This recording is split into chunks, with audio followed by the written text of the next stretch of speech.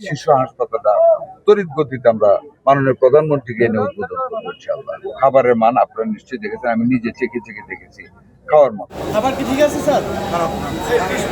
এবার বাংলাদেশ সরকার যে তড়িৎ গতিতে এরকম একটা মানে অ্যাকিউট প্রবলেম মিজেলের মতো যেটাকে মোকাবেলা করতে পারছে এতগুলি টিকা সংগ্রহ করে, এটা একটা ক্রেডিট গভর্নমেন্টের। 1,00,000 স্বাস্থ্যকর্মী আমরা নিচ্ছি, খালি গ্রামের জনগণ আপনাদের যাতে জবাবদিহি না করতে হয় মানুষের কাছে, যাতে মুখ আপনাদের লজ্জিত না হয়। বরিশাল সদর হাসপাতালে আপনাদের সাথে আমার ওখানকার সার্বিক ব্যবস্থা নিয়ে কথা হয়েছে। তার পরবর্তীতে যে কাজগুলি করেছি সেটা হলো আমি শিশু হাসপাতালটা দেখেছি, যেটা আমি খুবই আনন্দিত এবং আপনারা ভাগ্যবান যে আমাদের পূর্ত বিভাগ একটা সম্পূর্ণরূপে বিল্ডিংটা শেষ করেছে, এখন অপারেশনের যাওয়ার পালা। আমি সেখানে কি কি লাগবে সমস্ত নোট নিয়েছি।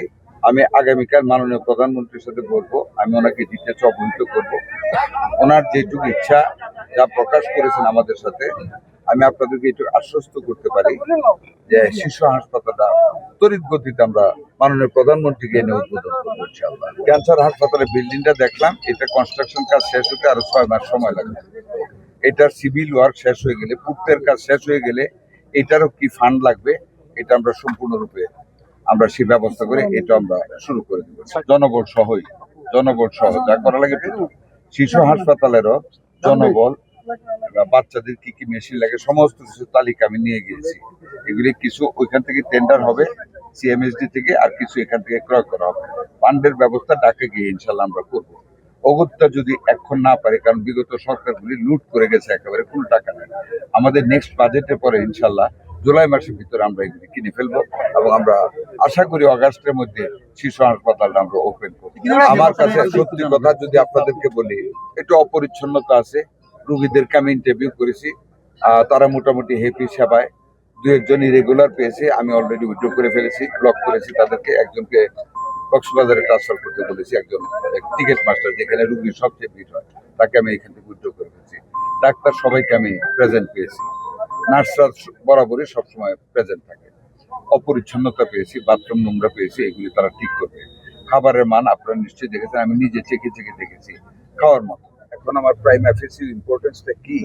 আগে আমাদের সন্তানগুলিকে বাঁচানি। এখন আমি মামলা নিয়ে যদি ঘুরি, মানুষ কিন্তু এতে শান্তি হবে না। আগে আমার বাচ্চা বাঁচাতে হবে, মায়ের বুক যাতে খালি না হয়, ওই চেষ্টা করে। আপনারা চিন্তাও করতে পারবেন না, রানা ফ্লাওয়ার ইউনিসেফের যে কান্ট্রি চিফ, উনি ওনার বক্তব্যে বলেছেন যে পৃথিবীর ইতিহাসে এবার বাংলাদেশ সরকার যে তড়িৎ গতিতে এরকম একটা মানে অ্যাকিউট প্রবলেম মিজেলের মতো যেটাকে মোকাবেলা করতে পারছে এতগুলি টিকা সংগ্রহ করে, এটা একটা ক্রেডিট গভর্নমেন্টের। আল্লাহর রহমতে আমাদের হাতে এখন 2 বছরের টিকা আমাদের আছে। সমস্ত টিকা আমাদের হাতে, একদম মিজেলস, টিবি যত বলে, টিবি সহ সমস্ত টিকা আমাদের হাতে আছে এবং আরো আসছে। আপনারা জানেন 1,20,00,000 টিকা তো আজকে আসতেছে, গতকাল আসছে, আজকে রিলিজ হবে ইনশাল্লাহ। আমাদের আপনাদের বরিশাল ডিভিশন তো আপনারা জানেন, বরিশালকে 12 তারিখ থেকে আমি টিকার আওতায় এনেছি গত মাসের, এবং আমরা পুরো 100% বরিশাল কাভার হয়ে গেছে। এটা 4 উইকস টাইম লাগবে অ্যান্টিবডি দিয়ে থেকে বাচ্চাদের। 4 সপ্তাহ গেলে আমরা আশা করি হামের রুগী আর আসবে না। ওনাদের স্টাফ দেওয়া হচ্ছে, আরো যা যা জিনিসপত্র লাগে সমস্ত কিছু দেওয়া হবে। ওনাকে বলছি হিসাব নিকাশ করে আমাকে দেওয়ার জন্য, যা লাগবে উনি জানাবে। আগে সরকার কোনো সময় ট্রেন ছিল না, ক্লোজ নেট ছিল না, সাবঅর্ডিনেট স্টাফ বা উপরের স্টাফ তাদের মধ্যে কোনো হারমোনি ছিল না। ধরেন আমি মন্ত্রী, আমাকে যদি ভয় পায় কেউ কথা না বলতে, দেশ চলবে না। I want to make my door free. আমার কাছে আসতে হবে, বলতে হবে। আমি প্রধানমন্ত্রীর কাছে যাইতে ফ্রি পাইতে হবে। আমাদের প্রধানমন্ত্রী ওপেন ডোর, যখন যাই তখন কথা বলতে পারি। এই যে ওনাদেরকে এটাই বলে গেছি, যখন যেটা প্রয়োজন আমাকে জানাবে। আমরা এখন স্পেশাল বিসিএস এর মাধ্যমে ডাক্তার নিচ্ছি। এই বেসটা বার হলে আগামী বছর আরো ডাক্তার নিব। 1,00,000 স্বাস্থ্যকর্মী আমরা নিচ্ছি, খালি গ্রামের জনগণ আপনাদের যাতে জবাবদিহি না করতে হয় মানুষের কাছে, যাতে মুখ আপনাদের লজ্জিত না হয়। 1,00,000 লোক নিয়ে আমরা প্রত্যেকটা ঘরে আমরা সেবা পৌঁছায় দেওয়ার জন্য আমরা এই